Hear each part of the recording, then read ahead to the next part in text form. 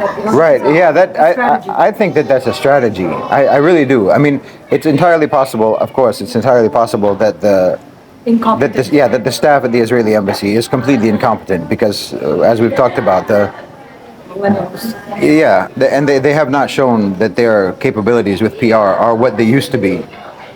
And I think that I don't want to get sidetracked with this, but I think that that's partly because they used to be really good at it because they didn't have to be that good because the whole narrative was controlled anyway on the part of, I mean, they had complete cooperation to push their narrative. So we don't actually know how good they might have been. You know, it's like an athlete who has only competed in fixed games, fixed matches. They look really good, but when they actually play a real match that's not fixed, then you see if they're really any good. And what we're seeing so far is that the Israelis are incredibly bad at PR, like incredibly bad, just breathtakingly bad at PR. But I think it's entirely possible that it is a strategy, because there's almost that it's a brilliant way to completely shut somebody down when you say something that is so stupid, that is just so, like, it's stupid on so many levels that a person can have like a brain dysfunction, a brain malfunction, trying to even begin. Where do I begin? How can I possibly even start addressing the idiocy that you just said? And most people, especially because online, most people don't feel, how can I say, online, people always want to respond. People, I don't know if they feel like it's a defeat, or you're giving up or something like that if you just don't respond. It's like there's a whole sort of a culture or a momentum of interactions online that you're just supposed to always reply. And then of course there's also the thing of Muslims specifically, who think that we want to always make da'wah, we want to always spread understanding and whatever. So sometimes if someone says something that's mind-bogglingly stupid, there will be good-hearted Muslims who are like, oh, you know, miskeen, they have a really deep misunderstanding, let me try to address that. But where do you begin? When you say something so stupid that like, to try to untangle all of the strands of incoherence of what this argument is, so-called argument is, would take days. It would take days to try just to untangle it, and then to know where to begin. Which strand of idiocy do I start with to correct you about? I have to explain so much just to explain to you what is wrong with the question, that like it would be a whole course before I could even answer the question. So they impose on you a kind of a mental paralysis. Yeah. By way of misinformation. Yeah. By way of stupidity, by way of a deliberately stupid question, they can actually paralyze you.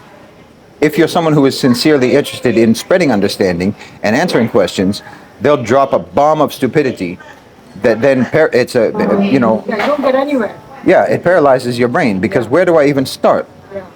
You know? Or you get an overreaction, you know, as a response to. Exactly. Yeah. Or it's just provocative. Yeah. Or it's just provocative. Exactly. Yeah. So it's a win-win. Yeah. It's a win-win. You completely derail any discourse. You derail any discussion, and you waste time of countless people, or you just make people mad, and you make the people mad who you want to be mad. So it's a win. Objective. But Singapore, in that case, Singapore wasn't having it. Yeah, zero tolerance. Yeah, zero tolerance. Totally dictatorial about this. Yeah. Type of things. Yeah. I mean, we had some other instances of something like that, but I can't remember off my head. I mean, that's the thing is that there's people who are just like trolls.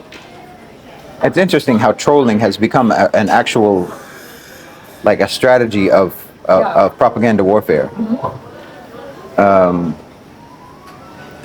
That that the Israelis are paying social media people. They're paying people to troll. You know, that's how valuable trolling is. and it's only valuable because people, it's like that line in that movie, the dragon tattoo, the girl with the dragon tattoo, that line in that movie about that people would rather not offend someone than protect themselves. They're so afraid of they're more afraid of offending someone than they are of for their own safety. That people engage. The only reason that trolls work is because people engage with them. If you just don't engage at all and you recognize immediately that this is a troll, and and the thing is, okay, maybe you'll make a mistake. Maybe it's someone who's genuinely ignorant and genuinely wants to know. Okay, but err on the side of caution. Because if you're asking something incredibly stupid as a tactic, that's one thing. But if you're asking something incredibly stupid because you're just that uninformed and uneducated about a subject, well, do some work. It's not my job. Yeah. It's not my job. Search engines exist. Internet exists. For someone who is as lazy intellectually as you, AI exists. You can have it easily explained to you. Don't waste my time or anyone else's time with that. We need to have an etiquette understanding, of, Yeah. of, And don't feel bad about, I'm sorry, but don't feel bad about trying to keep a conversation and a discussion on track. Because if people are going to derail it, whether they have a malicious intention or not, you don't get to derail a useful, constructive conversation. I'm sorry, if you are entering the conversation at the wrong time, that you're not ready for this conversation, the topics that are being discussed, you're not informed or educated enough to engage at this level of conversation, then it's your responsibility to leave the conversation and educate yourself, and maybe you can get to that level. or But stick around, be silent, learn something. yeah, and stick around, hopefully. But I mean, it's just like this is the whole problem with like education. That if there's one kid who's disruptive, it ruins it for the whole class. Or there's one kid who's slower than the others in the class, then everybody has to go at his pace. Doesn't then why? You have to remove that one and put him in a special, And so if it's the same thing in a discussion or discourse or whatever, what have you, you have to be at a certain level to participate. And if you're not, then don't participate. It's not personal. It's not personal. Yeah. No, yeah, exactly. Yeah. Unless you're a troll, But also, I mean, it's like another version of that, which I think is not a malicious troll, but it's just part of the whole sort of, I don't know, lack of seriousness that people have online, where like genuinely intellectual discourse is sandwiched between frivolous stuff on the internet, on as you're scrolling or whatever. You'll see like a brilliant passage that's been excerpted from a book, and then the next thing is somebody falling in a football match and acting funny, or you know what I mean. It's just like silly. It's in its own way, the whole scrolling phenomenon is mentally disconcerting. The whole phenomenon is already kind of disorienting to your brain, and so people themselves don't know necessarily how to even weigh what's serious and what isn't, and how and the different way that you're supposed to approach something that's serious as opposed to the way you approach something that isn't. So they approach them the same way, and so I'll get in the discussion group or in the comment section or whatever questions that it's just like what we were talking about just now. That's like a question that's deliberately stupid, but it's not. I don't think it's deliberate, and I'm not even going to say it's stupid. But what it shows is that you're not someone who has followed this issue. You're not someone who is educated about this topic at all, but you're not just ignorant about it. In the place of your ignorance and lack of information, you have presumptions. You filled that empty space where education and information is supposed to be. You filled that with assumptions and presumptions and opinions that you never should have let form because you're not educated. You never should have let yourself form an opinion about this thing or that thing, and let yourself make presumptions when you have no information, but you have now filled all the space that actual information education is supposed to be. You filled it with presumptions and opinions. And so now, if I'm going to even try to answer you, I have to now extract all of those presumptions and opinions, and that's a long process to explain to you, and I don't have that time, and that's not my job, you know. And the fact that you, because the other thing is that if you have actually felt entitled and didn't feel irresponsible to fill empty space where education and information is supposed to be, you felt comfortable and free to fill that with opinion and presumptions, then that means reality and truth don't actually matter that much to you in the first place. So you've already come to me as someone who is demonstrated to me that you don't actually care about what's true and what's factual. So then why should I waste my time explaining to you when you have already showed me that you don't care? It's like someone coming into a shop with no money in their pocket, pretending they're going to buy something, you know, and then you engage the shop seller and bargain and negotiate a price, and then at the end of that you just leave because, oh, actually I don't have any money anyway. I never really intended to buy anything. I never intended to actually, in this case, learn anything, because actually knowledge and information and facts and reality don't actually matter that much to me. I'm just passing my time, actually. Okay, I'm not just passing my time. That's not what I'm doing. So your time may not be important to you, and since your time isn't important to you, my time isn't important to you. But my time is important to me, you know? So I'm not going to engage with this kind of thing.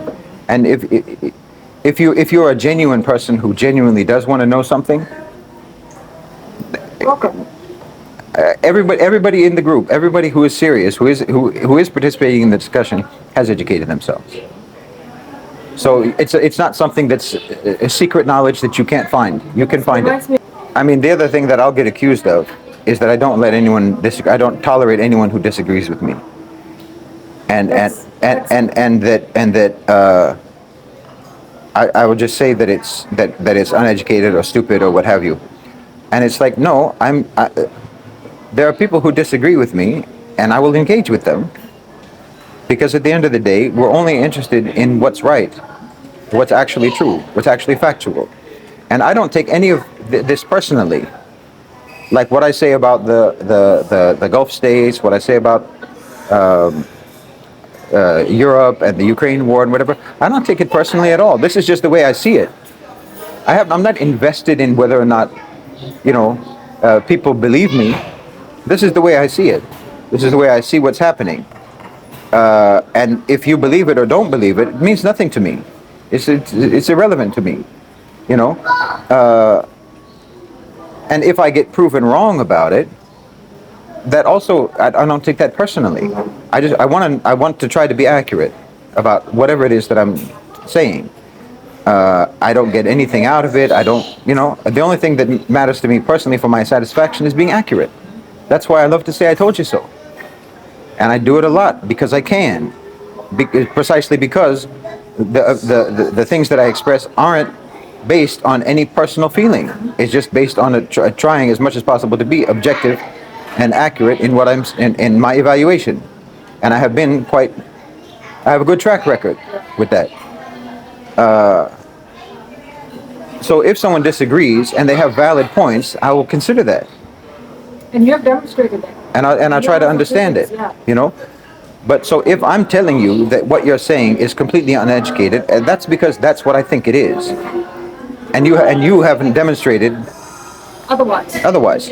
You're not getting banned from the discussion group because you said something that was so smart that I couldn't refute. No, you said something that was too stupid to even entertain. You said something that revealed you don't belong here. You know?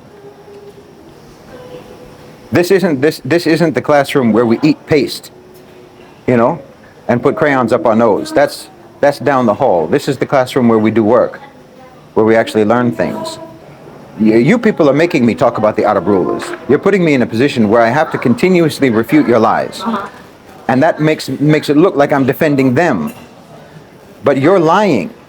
So all I'm doing is refuting lies that you're telling.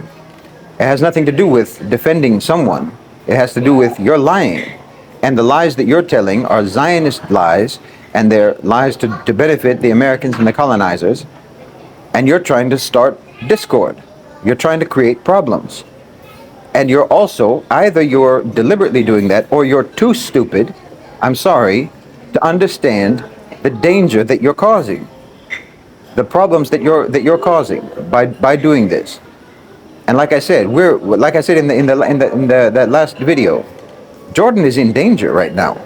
Jordan is in danger because it's already, I mean, like, if Iraq could be ruined. Iraq was a rich country. Under Saddam, Iraq was a rich country. It was a rich, stable, powerful country. Very advanced, very developed. Jordan has nothing. Jordan is empty.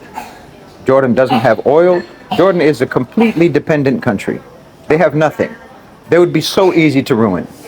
They don't have the facilities. And if anyone is going to help to defend Jordan, if anyone is going to help to put down a civil war or something like that, it's going to be outsiders.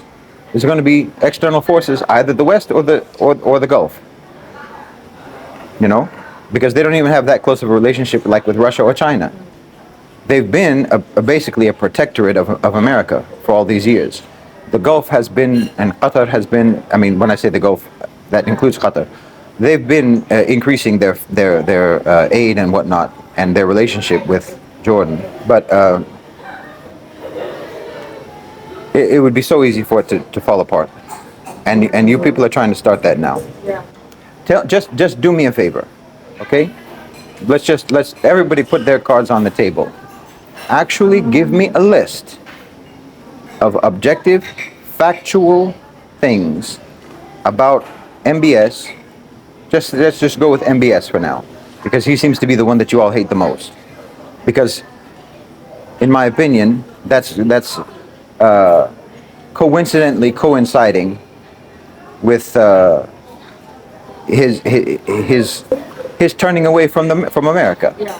The moment they started acting with some level of, as they say, strategic autonomy, I have never seen such a flood of hatred against the rulers.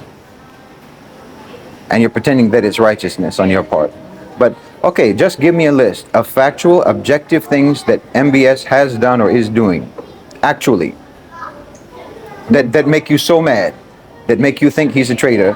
That make you think that he's just terrible and that he's a hypocrite. And more importantly, that make you think actually that today, in 2024, he's a puppet of America. Show me, give me your proof. What exactly, factually, what is he doing that makes you think he's a puppet of America? Don't just tell me he's a traitor. Yeah. He's a hypocrite. He's a Zionist. He's a puppet of the U.S. No. Give me the actual things that have made you think that. The factual things that he's done, that you've made an objective analysis and an assessment in your quiet deliberation and judiciousness, in your wisdom. You've looked at all of this information and you've said, all of this all together adds up to him being a traitor and a Zionist and a Western puppet. Because I've looked at all the facts. Because of course you would have done that. Obviously you did that. Before you make a slander, obviously you're a responsible person. It wouldn't just be that you watched Sami Hamdi screaming at the top of his lungs about this and that and the other, and that convinced you because you're just ready to be convinced, because you're actually just a descendant of Abdullah bin Sabah. You're just like the companions of Abdullah bin Sabah who rose up against Uthman, who you yourself are not even Islamic actually in your real life, but nobody is Islamic enough for you. And you want to bring everybody down because you think that's the Islamic thing to do, to bring everybody down. Because they're puppets of the West, not you. Oh, that makes me so mad. Just give me the facts. Really, I want to know. Because I'll address every one of them. I promise. If you give me a list, I promise you, I will address every single one. But make sure it's true. That means you're going to have to actually do some research, which you've never done before in your life. So this is a new exercise. It will be a new experience for you. Do some actual research. Meaning, now it means you don't just have to come up with things that are objectionable that Saudi Arabia is doing, which also means, by the way, the actual government of Saudi Arabia, not something that happened inside of Saudi Arabia by somebody, or by some company, or by some private individual. It means the actual government of Saudi Arabia. What have they done, actually, factually, that you object to? And make sure that it is factual. Meaning, once you have done just enough research to find out, which I know just means you're going to watch a Sami Hamdi video. Now, after you've made your list, after watching Sami Hamdi, now you have to yourself research each one of those claims that he made to find out if it's true. And then, after you've done that, you don't even need to talk to me, because you'll already know he's a liar if you do the research. Yeah. But if you still haven't done it, go ahead and send it to me, and I'll respond. And if there's anything true in there that deserves criticism, I'll criticize it better than anybody else.